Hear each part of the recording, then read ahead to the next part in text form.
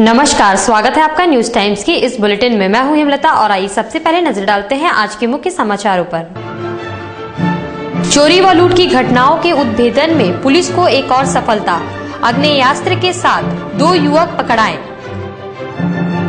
मानव अधिकार आयोग की विशेष सदस्य एस जलजा ने किया नगर का संक्षिप्त दौरा, जेल सहित स्कूलों का भी जायजा लिया।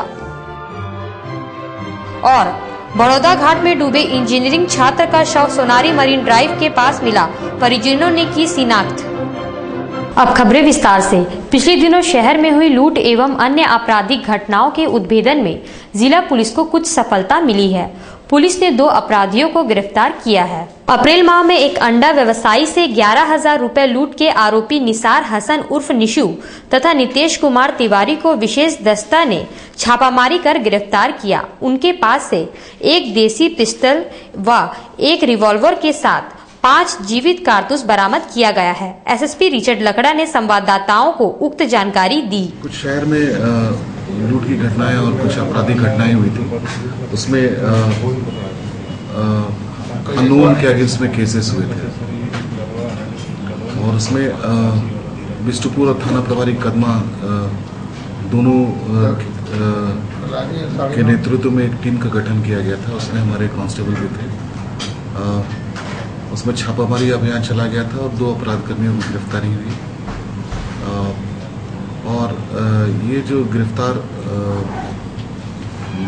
अपराधी हैं उनसे हम लोगों को ये देख रहे हैं, एक रिवॉल्वर और एक पिस्टल दोनों देसी है। ये दोनों मिला 7.65 mm की 2 गोली मिली है और 7.63 की 3 गोली मिली है। इन लोगों ने आपको याद होगा अप्रैल मंथ में एक अंडा के व्यवसायी से 11,000 रुपये की लूट की थी। ये उसी गिरोह के दोनों सदस्य हैं। इसके अलावा और भी कुछ मेंबर्स हैं इस गैंग के, वो अभी नहीं पकड़े गए हैं। ये सब बेसिकली ये सब वाहन चोर है। आपको याद होगा एक रांची में बहुत ही फेमस क्रिमिनल है वाहन चोर का धीरज जलान, अपर बाजार में रहता है। कल मैंने रांची से बात किया था, तो धीरज जलान वो अभी जेल में है। तो ये उसी ग्रुप का सब है। लेकिन ये सब वाहन चोरी करने के अलावा ये सब कोई भी काम कर सकता है। जैसा कि पिछला हम लोगों का एक्सपीरियंस है, यहाँ का कोई क्रिमिनल है, कोई ऐसा नहीं कि कोई बगलर है तो केवल बगलरी कर रहा है, थेफ्ट है तो केवल थेफ्ट कर रहा है। ये सब किसी भी क्राइम में जिसमें कि पैसे मिल सके उसको वो कर लेता है। गिरफ्तार अपराधकर्मी है Nihar Hasan alias Nishu, south park Bistupur का है, और नितेश कुमार तिवारी जी टाउन का है, बिष्टुपुर का। राष्ट्रीय मानव अधिकार आयोग की सदस्य एस जलजा गुरुवार को शहर पहुंची और जेल सहित अन्य क्षेत्रों का दौरा किया। राष्ट्रीय मानव अधिकार आयोग की स्पेशल रिपोर्टर एस जलजा गुरुवार को शहर पहुंची। अपने संक्षिप्त दौरे में उन्होंने घाघीडी कारा का दौरा किया एवं जायजा लिया। इसके अलावा पटमदा व अन्य क्षेत्रों में अवस्थित स्वास्थ्य केंद्रों, स्कूलों व सामुदायिक भवनों का भी जायजा लिया। उन्होंने कहा कि रिपोर्ट मानव अधिकार आयोग को भेजी जाएगी। उन्होंने मानव अधिकार कार्यकर्ता जवाहर लाल शर्मा से भी मुलाकात कर विभिन्न समस्याओं से अवगत हुई। What I am doing is I have come to assess the situation. Okay. And I'll give my report to the commission. I am sorry. Any deadline, ma'am? Any deadline? No, there is no deadline. It's a very confidential. Okay. And how was the scene? How was the scene in Ghagri jail? No, I do not want to say anything to you. Apart from Jamshedpur, you will be visiting which other? No, I already visited Kooty. And I visited Chaibasa. Chaibasa. And any other district you are planning to visit? No, not now. I will come again and visit the remaining district. I come in, cover in batches. So Jharkhand comes under your... Yeah, I am looking at that. Jawaharlal Sharma ने बताया कि मानवाधिकार से पहले लोग खौफ खाते थे, पर आज ऐसा नहीं है। कि आजकल पहले जब रंगनाथ मिश्र थे तो मानवाधिकार के नाम से यहाँ बहुत खौफ था लोगों के अंदर, प्रशासन में, पुलिस में। आजकल खौफ कम हो गया है। आजकल ये लोग परवाह नहीं करते हैं, मानवाधिकार कार्यकर्ताओं की भी परवाह नहीं करते और मानवाधिकार से डरते भी नहीं है लोग। हमने कहा ये बहुत गलत बात हो रहा है, ये अच्छी बात नहीं है। मानवाधिकार से एक तो डर होना चाहिए प्रशासन में, पुलिस में। अधिकांश स्थानों में हिरासती अधिकार का बोर्ड नहीं है। कस्टोडियल राइट सुप्रीम कोर्ट ने जो दिया है, उसका बोर्ड अधिकांश स्थानों में नहीं है। अगर है भी तो कहीं छोटा मोटा कहीं लगा होगा, लेकिन अधिकांश स्थानों में नहीं है। क्या बोर्ड? सुप्रीम कोर्ट द्वारा दिए गए हिरासती अधिकार का बोर्ड जो है, हिरासती अधिकार, कस्टोडियल राइट, हिरासत में रहने वाले कैदी का क्या अधिकार है। उसके बाद पुलिस सिटीजन चार्टर बोर्ड भी शायद ही कहीं है। आपको देखिएगा एसएसपी के ऑफिस में है, वो कहाँ बरंडा में लगा हुआ है। ऐसे जब घुसेगा ना तो बरंडा में वो दिखाई नहीं पड़ता बाहर से, जबकि ये तो प्रोमिनेंट जगह में होना चाहिए। हरिजन उत्पीड़न एक्ट का भी बोर्ड कहीं नहीं है, कहीं कहीं लगा हुआ है, छोटा सा छोटे छोटे अक्षरों में लिखा हुआ है, वो भी नहीं है। उसके बाद जो महिला उत्पीड़न का जो एक्ट है अभी जो बना है, इसके बारे में भी लोगों को जानकारी नहीं है। ये भी आपको जहाँ तहाँ मैंने शायद कहीं लिखा होगा, मेरे ख्याल से कहीं नहीं है अभी फिलहाल। जो अभी नया वाला है, नया बना महिलाओं के फायदे, दुष्कर्म वाला या और महिला उत्पीड़न एक्ट वगैरह जो है, जो भी है वो सब मिला, ऐसा कुछ नहीं। तो ये चारों एक्ट का फायदा लोगों को नहीं मिल रहा, लोगों को जानकारी ही नहीं है। तो मैडम ने कहा रही तो बहुत इंपॉर्टेंट बात बताया आपने, ये तो बहुत जरूरी है। ये हुआ।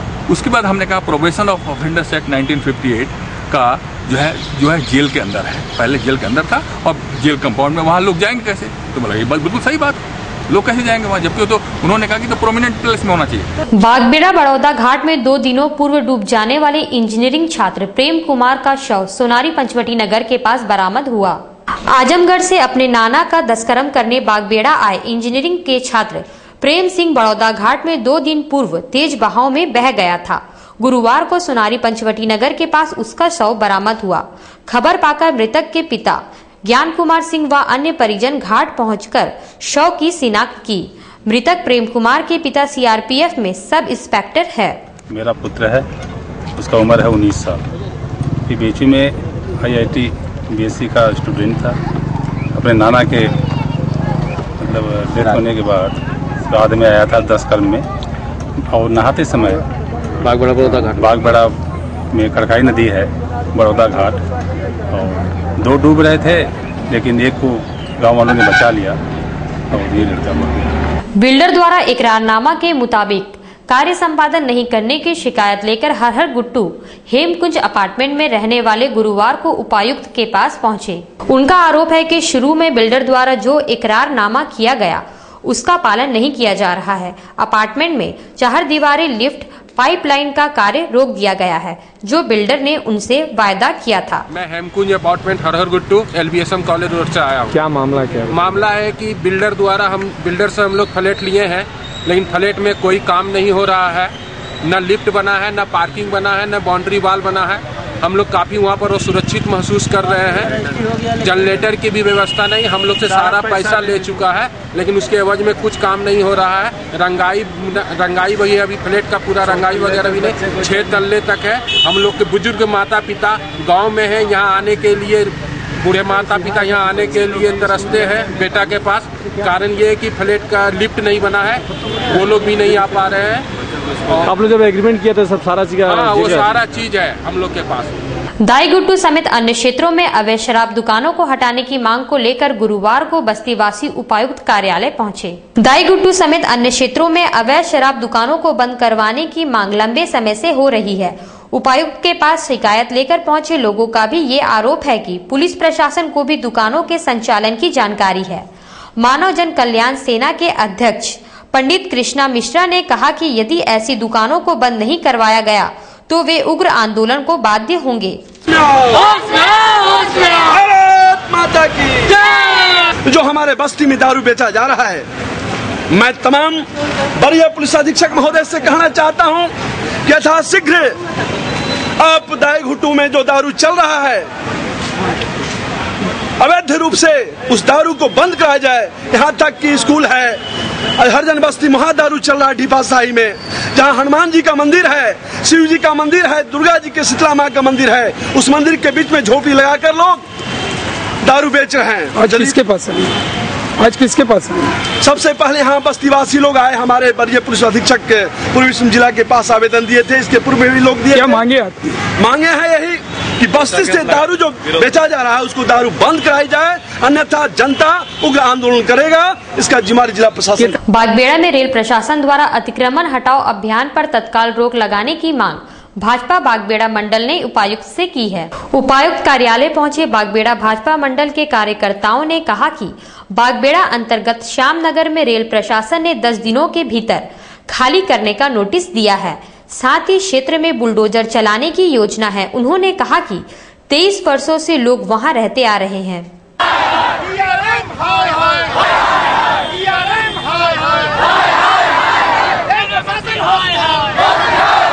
रेल प्रशासन के विरोध हम लोग माननीय उपायुक्त महोदय से ये मांग करने आए हैं कि बागबेड़ा थाना क्षेत्र के श्यामनगर कच्चू बगान बस्ती जो विगत 35 वर्षों से बसी हुई है, अचानक रेल प्रशासन उसे अपनी भूमि बताकर अतिक्रमण हटाने की नीयत से स्थानीय लोगों को नोटिस दिया है, जबकि वह भूमि राज्य सरकार की अनावध दखल कब्जा भूमि है, वो झारखंड सरकार की भूमि है। रेल प्रशासन के पास में किसी भी प्रकार का यह प्रमाण नहीं है, यह सत्यापित रेल प्रशासन नहीं कर सकती है कि वह भूमि रेल प्रशासन की है। हम लोग जिला प्रशासन से आग्रह करेंगे उपायुक्त महोदय से कि इस पूरे मामले में वो हस्तक्षेप करें और रेल प्रशासन की मंशा को विफल करें। गुरुवार को डीएलसी कार्यालय में 400 ग्रामीण महिलाओं की भी सिलाई मशीन का वितरण किया गया।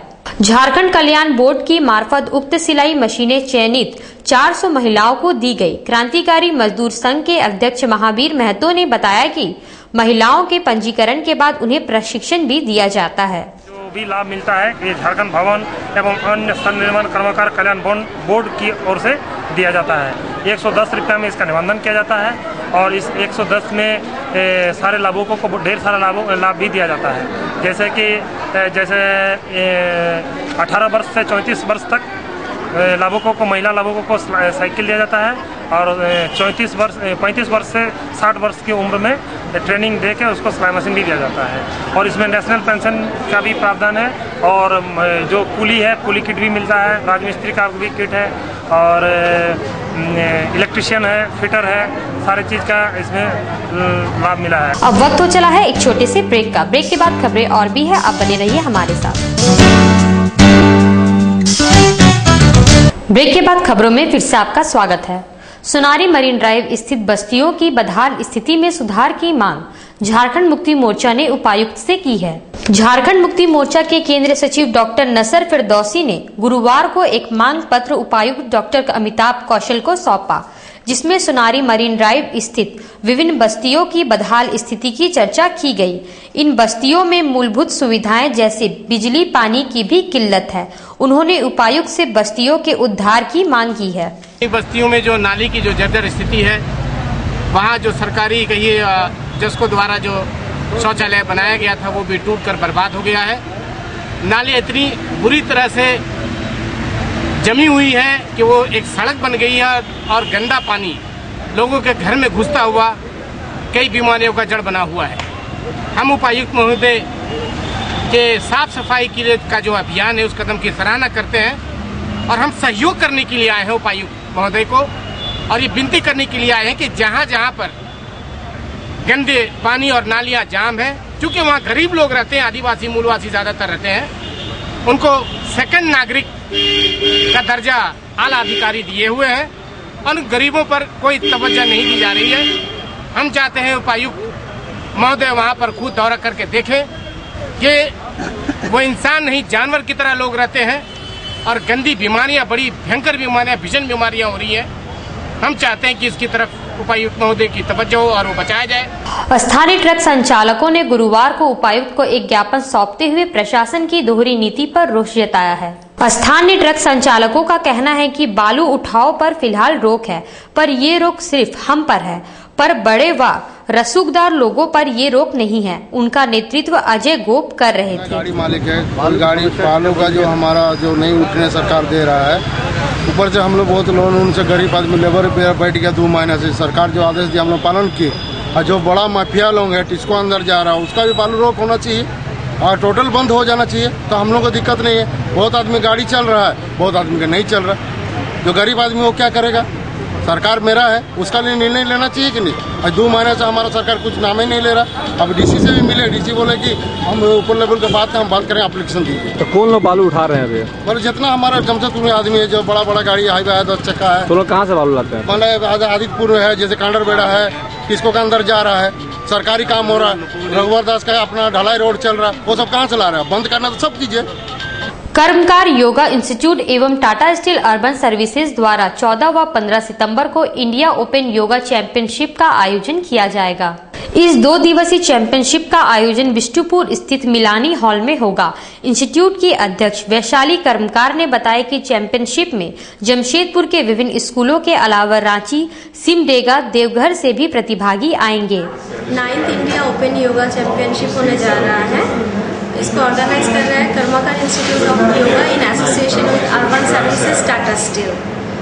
ये 2 डेज कंपटीशन में अप्रॉक्सीमेट 500 से ऊपर पार्ट लेंगे और जमशेदपुर के सभी कॉलेजेस और स्कूल से हमारे पास में एंट्री आ चुका है और जमशेदपुर के बाहर इंडिया के डिफरेंट जो स्टेट्स हैं वहाँ से भी एंट्रीज आ चुके हैं। Approximate 150 participants and official JRD में स्टे करेंगे। भारतीय जनता पार्टी के जिला अध्यक्ष राजकुमार श्रीवास्तव ने गुरुवार को संवाददाता सम्मेलन कर अपने ऊपर लगे आरोपों को बेबुनियाद बताया और सफाई दी। भाजपा जिला अध्यक्ष राजकुमार श्रीवास्तव पर पिछले कुछ दिनों से लग रहे भ्रष्टाचार, भयादोहन के आरोपों पर सफाई देने के लिए गुरुवार को एक संवाददाता सम्मेलन का आयोजन किया गया। राजकुमार श्रीवास्तव ने अपने ऊपर लगे तमाम आरोपों को बेबुनियाद बताते हुए कहा कि यदि एक भी आरोप सिद्ध होते हैं तो वे राजनीति से संन्यास ले लेंगे। 28 दिसंबर से आज तक कोई भी बिल्डर जमशेदपुर का कोई व्यवसायी बोल दे कि राजकुमार श्रीवास्तव में दरवाजा पाया और हमसे चंदा ले गया है तो मैं राजनीतिक सन्यासी नहीं, अपने पूरे परिवार के साथ जमशेदपुर छोड़ के चला जाऊंगा। टाटा स्टील द्वारा बर्मामाई क्षेत्र में वायु प्रदूषण की शिकायत लेकर गुरुवार को सत्याग्रह लीगल सेल के सदस्यों ने अनुमंडल पदाधिकारी को एक ज्ञापन सौंपा। सत्याग्रह लीगल सेल के अध्यक्ष अमित कुमार सिंह ने कहा कि टाटा स्टील द्वारा बर्मामाई क्षेत्र में WRP प्लांट और बैचिंग प्लांट स्थापित की गई है। इनसे हानिकारक गैस का निस्तारण हो रहा है जिससे स्वास्थ्य संबंधी परेशानी लोगों को हो रही है। WRP प्लांट, ब्लीचिंग प्लांट जो लगा हुआ है जिसकी वजह से प्रदूषण जो है बहुत बढ़ चुका है। इसी के लेकर आज हम लोग यहाँ पे आए थे ज्ञापन देने के लिए कि प्रदूषण पर ध्यान दिया जाए और जिसमें संविधान में भी प्रोविजन है कि आप संवर्धन कीजिए, स्वच्छ वातावरण मुहैया कराइए जनता को। तो सरकार से हम लोग यही यहाँ अनुरोध करने आए हैं कि अपनी प्राथमिकताओं पर आप विचार कीजिए और ये ध्यान दीजिए कि वहाँ जो भी हो रहा है प्रदूषण पर, उस पर आप पॉल्यूशन को थोड़ा कंट्रोल कीजिए। स्वर्ण रेखा नदी बचाओ अभियान लेकर गंगा महासभा द्वारा एक ज्ञापन उपायुक्त को सौंपा गया। गंगा महासभा के सदस्यों ने पहले उपायुक्त कार्यालय के सामने धरना प्रदर्शन किया, बाद में अपनी 5 सूत्री मांगों के समर्थन में स्मारक पत्र उपायुक्त को सौंपा। स्वर्ण रेखा नदी में दूषित जल, कूड़ा करकट डालने का विरोध करते हुए महासभा के उपाध्यक्ष धर्मचंद पोद्दार ने कहा कि नदी का जल स्वच्छ रहेगा तभी जीव जंतु भी सुरक्षित रहेंगे। वो एक ज्ञापन सौंपा था जिसमें स्वर्ण रेखा को बचाने की बात की गई थी। गंदा नाला नहीं गिरे और कूड़ा करकट गिरा करके जो अतिक्रमण किया जा रहा वो सब नहीं हो, सीवर लाइन डाला जा रहा वो भी हटना चाहिए। ये सारी चीज़ों को लेकर के ज्ञापन हमें 20 दिन पहले दिया था। कोई कार्रवाई नहीं होने की स्थिति में आज हमने एक स्मारक पत्र जो है दिया अभी देने जा रहे हैं उनको, और अगर इस पर वो कार्रवाई अभी भी नहीं करते हैं तो फिर आगे की रणनीति हम लोग अपनाएंगे। 22 सितंबर को नगर विकास मंत्री सुरेश पासवान के नगर आगमन पर झारखंड प्रदेश युवा राष्ट्रीय जनता दल द्वारा अभिनंदन व कार्यकर्ता सम्मेलन का आयोजन किया जाएगा। युवा राष्ट्रीय जनता दल के महासचिव पुरेंद्र नारायण सिंह ने कहा कि मंत्री सुरेश पासवान तथा विधायक संजय प्रसाद यादव के नगर आगमन पर 22 सितंबर को सांची स्थित जैन भवन में अभिनंदन सह कार्यकर्ता सम्मेलन का आयोजन किया जाएगा।